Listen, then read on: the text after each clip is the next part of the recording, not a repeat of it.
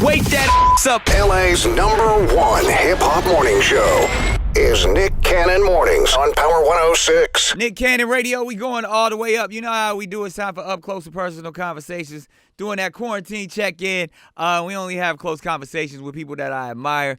Fixtures in the game, people are doing their thing, and this gentleman is doing all the above. He got a hot new project out, and he just solid. One of the real ones. The one and only T Grizzley. What's poppin', my guy?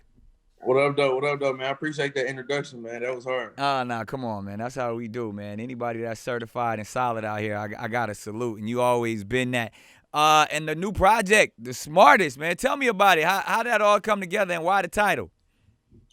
So it all came together. I just been recording for a minute. You know, it's been a while since I dropped something. I just been really working, pushing myself, challenging myself to have a project where you ain't got to skip a song. You know what I'm saying? I feel like I had that, and it was time to drop. I named it The Smartest because I honestly believe I'm smarter than everybody. I love that. You got the new single, the first one off the joint with Meek. Tell me how that came about. Yeah, so Meek had sent me something. He was like, I got some shit that sound like it's a Detroit song. You feel me? I just want you to kill the beat. Yeah. So I'm like, all right, best send it through. He sent it. It was so hard. It was really supposed to be for his project, but I ended up like, bro, you might as well let me get that for real. Yeah, nah, that's fire. And I love like Lions and Eagles, so Detroit Lions and Philadelphia Eagles. Y'all just came together on that one real heavy, man. Now, saying, you know, the smartest, feeling like you smarter than everybody, and, you know, obviously from first day out to now, man, you've seen so many aspects of the game, man. You are as a real one, as a street cat, somebody who's seen the inside, somebody who knows the industry now. Man, what's the most difficult part about all of this? Or how do you maintain staying solid through everything that you've been through? I just had to stop thinking niggas was real. You know what I'm saying? I came to this motherfucker. I'm like, I grew up listening to niggas and shit, right? So I'm like, all right, bet that's the industry I need to be in. Right. Every time I see somebody on TV, they talking about empowering the people that's coming up, and they talking about just showing love, and they real, and they 100, they solid. And I came into this shit like really believing that when that really wasn't what it was. And I got my heart broke thinking that I had some real friends in this shit. Yeah. You know what I'm saying? I just really just tightened all the way up. You know what I'm saying? But I ain't let it change me though. I'm still real. I'm still gonna show love and be who I say I am. You know what I'm saying? If I say something to your face, it ain't gonna be a different story when we separate. So I had to just tighten all the way up for real and just quit thinking niggas was 100. Nah, and just understand that, you know, it really, it's an industry, it's a business. It ain't about friendships, it's about trendships. It's like, who popping right now? What can you do for them instead of what can they do for you? Yeah, trendships, that's hard. That's all it is. That's what I call it, man. And clearly we're in a different time in 2020, man. And as someone who has been a victim of our criminal injustice system and been incarcerated, man, and seeing that hopefully, you know, things are slowly changing for the better. How do you feel about it? Do you really feel things are changing, or do you feel like, man, it's the same shit, it's still a trap? You talking about as far as like the police and shit? I mean, from now, or even like, because I call it all what it is. It's modern day slavery, and the police are slave catchers. So when we see our brothers incarcerated for, you know, drug convictions and things of that nature, it kind of it hurts my heart for the overall system is when I speak about it. So I feel like law enforcement is just one aspect of this white supremacy system that is like really just out for us all. But like I said, somebody who has kind of been through it and overcame those obstacles and now living a positive life, what's your take on what's going on? So my take on what's going on, I feel like as far as people that's trying to go out there and talk and make sense, I feel like we had Martin Luther King, we had Malcolm X, we had all these great people. And ain't none of us gonna make more sense than they made. You know what I'm saying? Real rap. So what are we still talking for? Yeah. I feel like at the end of the day, the next step is just protect yourself. You know what I'm saying? We got to learn how to love each other more, because other races, they see each other and they see this a teammate. Yeah. Us, we see each other and be like, okay, this is an enemy, or start comparing each other. You know what I'm saying? So we got to tighten up at home. We got to lock it down as a black community. So those institutionalized mentalities that pit us against each other, we got to do away with that. Yeah, exactly. And it ain't even our fault. Like, this been going on for years. Like Like we wasn't born to make, and we didn't make the choice to automatically view each other like that. Like it's our environment. It's a lot of factors that make us be like that. You know what I'm saying? We talking about the new project. You lacing us with real game right now when it comes to the smartest.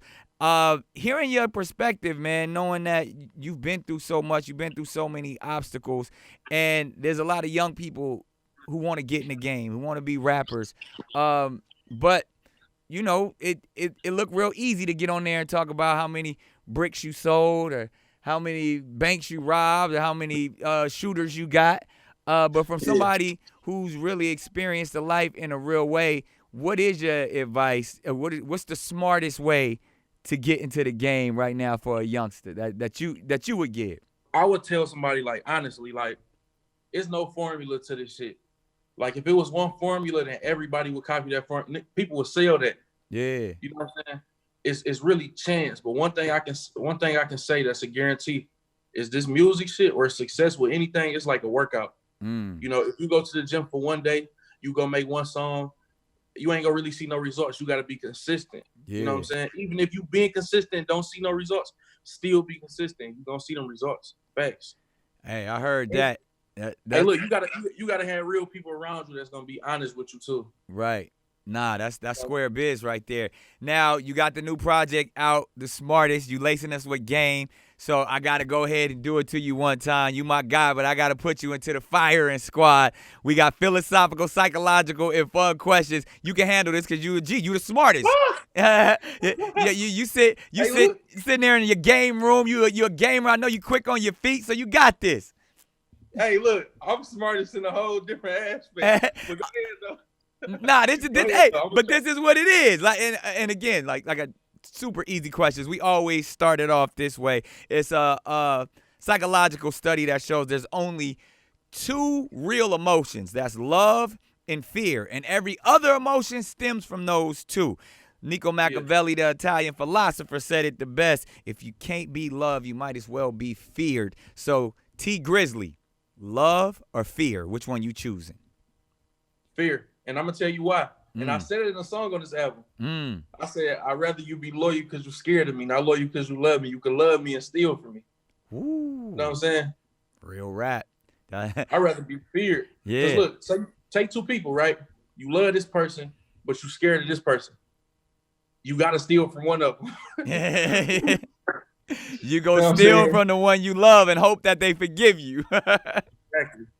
Nah, that's real business right there. So when you come from that perspective, like that's what I'm saying, fear also embodies respect, reverence, and you know that person not to be played with. So we understand that. So when we speaking of fear, what's T. Grizzly's greatest fear? My greatest fear? Yep. God. Ooh, there it is. Plain and God. simple. I done survived everything the streets got to offer.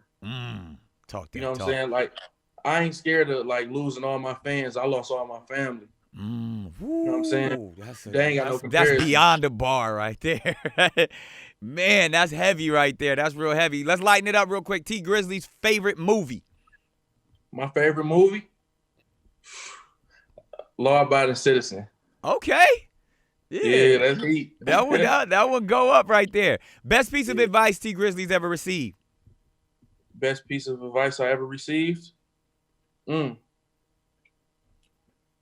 never try to be like nobody else. Worst piece like of go ahead. It sounds simple. Yeah.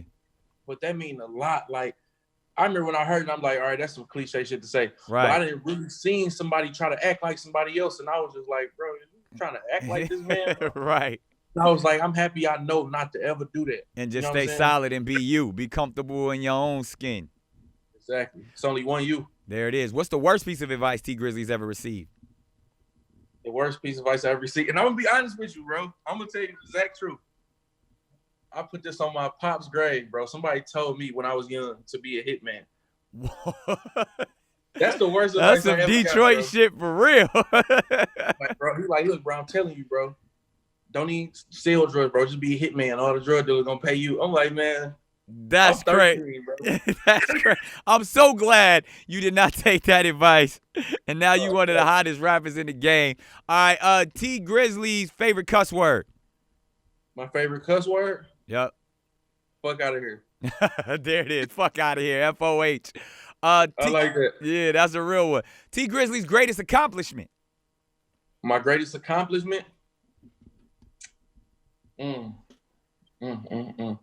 So, before my mama got locked up, right, she used to be on my ass about school and shit, you know, and a lot of people ain't had no faith in me because I was doing anything, you know what I'm saying? Right. But I had gave her this envelope.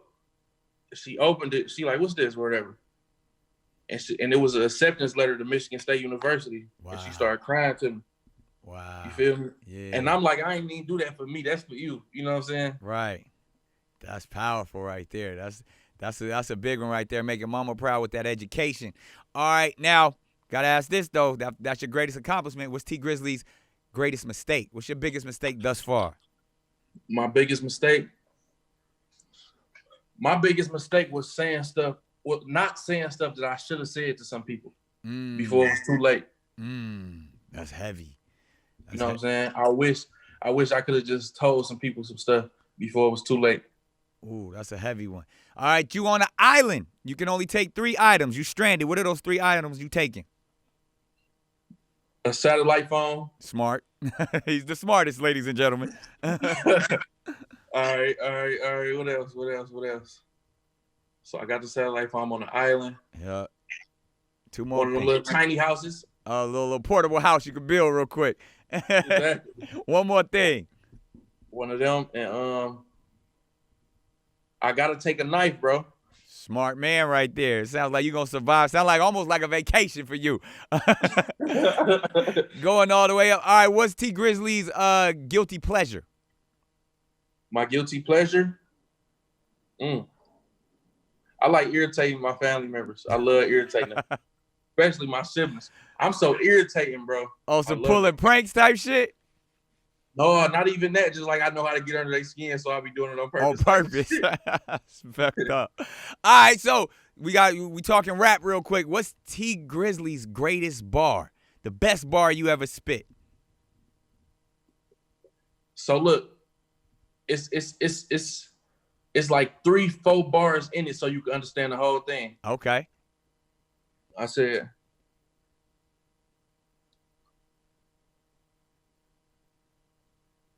instead of being grateful, I just see people winning and let it bother me. Kylie made $1 billion. I'm failing in life. I gotta be. She younger than me, so I'm supposed to have more money logically. And I started thinking like that shit don't apply to me.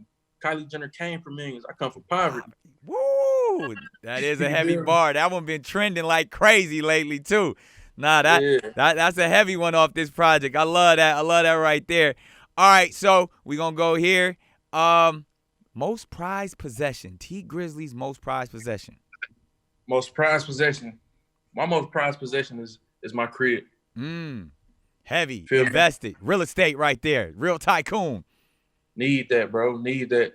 You know what I'm saying? I never dreamed of having my own house. Like, I ain't even think that far growing up. Yeah. You know what I'm saying? And then now I got my own crib. Like, come in whenever I want to, do whatever I want. So I can scream in this motherfucker, whatever. You know what I'm saying? Man, super proud of you. That's a major accomplishment right there.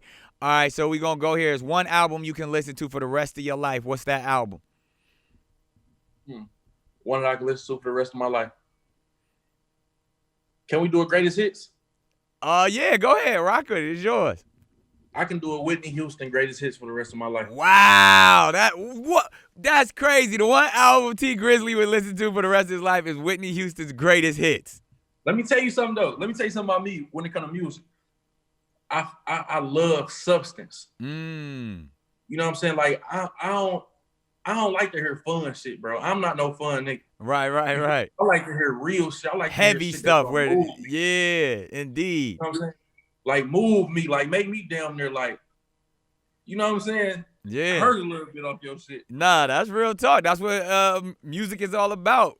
Passion, emotion. There it is. So we go say T Grizzley's first or worst job ever. So listen, I only had one job. Hey, look, and they clowned me for it, bro. Look, I never had a job in my life, right? But when I got locked up, I had worked in the kitchen. Niggas was in that bitch like Like niggas ain't want to work at McDonald's. They come to prison and work fast food. I was like, damn, that is right, bro. I could have worked at McDonald's doing this whole ass shit. Man, what the hell you doing in the kitchen?